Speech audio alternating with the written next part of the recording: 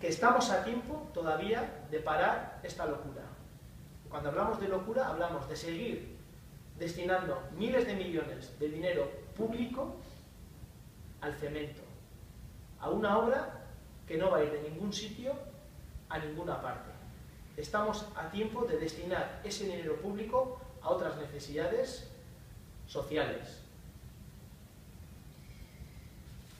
Este año también, y en estos presupuestos, se vuelven el Partido Nacionalista Vasco, el Partido Popular y el Partido Socialista vuelven a caer en el mismo error y vuelven a firmar un cheque en blanco para unas cuantas constructoras, muy pocas constructoras. Un cheque que este año asciende a 366 millones de euros.